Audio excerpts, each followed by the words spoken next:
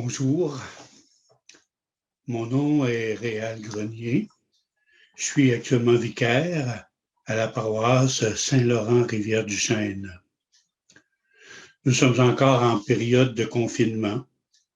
Cela amène le retrait de beaucoup de choses, de nos activités, de nos rencontres sociales, de nos rencontres familiales. On s'adonne au télétravail, on fait des rencontres par Zoom ou par Teams. Eh bien, c'est dans ce contexte que j'ai pensé vous offrir quelques entretiens pour une retraite personnelle virtuelle. Je le fais avec mon portable, sans moyens techniques, alors ne vous attachez pas aux erreurs. Je ne sais pas si mes réflexions vont vous rejoindre ou vont vous nourrir, mais je compte sur l'Esprit Saint. Au plan spirituel, c'est l'Esprit Saint qui connaît le mieux nos besoins. Telle parole de Dieu, par exemple, qu'on a entendue des dizaines de fois, va nous parler au cœur tout à coup. C'est l'Esprit Saint qui agit. Saint Éphrem compare cela à boire à une source. La source apaise notre soif, mais nous n'épuisons pas la source, de sorte que nous pourrons y boire à nouveau. Ainsi en est-il pour la parole de Dieu. Alors demandons à l'Esprit Saint d'apaiser notre soif. Oui, viens Esprit Saint. Inspire chacune de nous ce dont il y a le plus besoin aujourd'hui pour continuer à suivre le Christ. Amen. Vivre une retraite virtuelle, ça comporte des inconvénients, bien sûr. Il n'y a pas d'interaction avec le prédicateur ou avec les autres participants, pas de possibilité de poser des questions. Ainsi, pour compenser cela, je vous propose une adresse courriel où vous pourrez me rejoindre et entrer en dialogue avec moi si vous le désirez. Alors, l'adresse, c'est retraite 21 réal @gmail.com. Retraite 21 réal @gmail.com. Mais vivre une retraite virtuelle, il y a aussi des avantages. Vous pourrez écouter les entretiens quand vous voudrez et dans l'ordre où vous le désirez. Vous pouvez revenir sur un entretien qui vous rejoint ou même sauter par-dessus un sujet qui ne vous intéresse pas. Je vous propose d'écouter les entretiens avec un crayon pour prendre des notes. Parfois, je vais vous poser une question. Parfois, je vais vous laisser une référence, un chant à écouter, une parole de Dieu à aller lire. Après chaque entretien, si vous en faites la demande par courriel, je pourrais aussi vous envoyer des informations supplémentaires. Le thème de la retraite,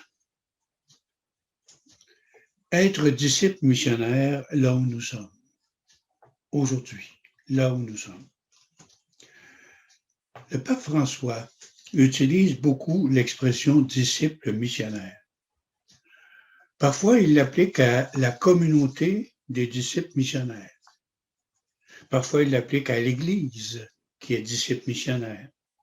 Et parfois, à chaque membre du peuple de Dieu qui, en vertu de son baptême, est un disciple missionnaire. Disciple missionnaire. Je dirais que ces deux dimensions vont toujours ensemble, comme les deux côtés d'une pièce de monnaie. Impossible, à mon avis, d'être vraiment disciple, d'aimer profondément Jésus, sans désirer le faire connaître, sans être missionnaire à notre façon. Et comment être missionnaire si je n'ai pas d'abord développer une relation personnelle, vivante, profonde avec le Christ. On est missionnaire parce que disciple. D'ailleurs, l'énoncé de mission de notre diocèse depuis quelques années reflète bien cela.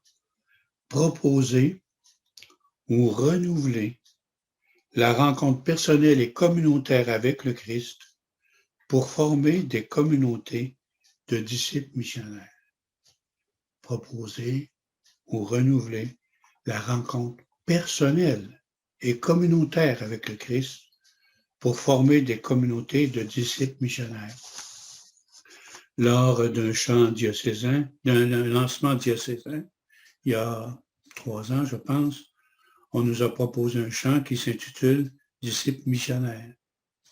Je vous invite à aller l'écouter, ce chant, sur YouTube, en recherchant UNI ''T, disciples missionnaires. Mais c'est difficile de voir en même temps les deux côtés d'une pièce de monnaie.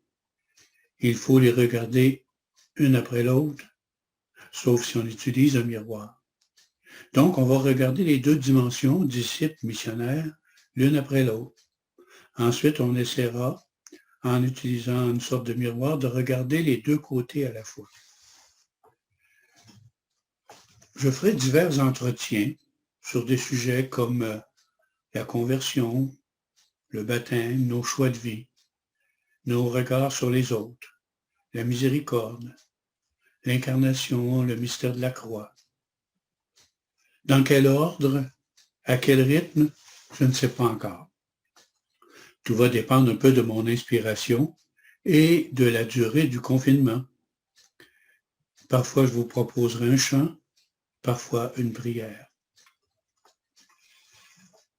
Pour cette petite causerie de l'introduction, je veux simplement approfondir un peu le thème « disciple missionnaire ». C'est une expression nouvelle, mais il ne s'agit pas simplement d'une mode. Il s'agit plutôt d'un retour aux sources, à l'appel même des apôtres. Voyons comment saint Marc le raconte. Il nous dit « Jésus gravit la montagne et il appela ceux qu'il voulait. Ils vinrent auprès de lui et il en institua 12 pour qu'ils soient avec lui et pour les envoyer proclamer la bonne nouvelle avec le pouvoir d'expulser les démons. » C'est en saint Marc chapitre 3, versets 13 à 15. Il en institua 12 pour être avec lui et pour les envoyer proclamer la bonne nouvelle. Voilà les deux côtés de notre pièce de monnaie.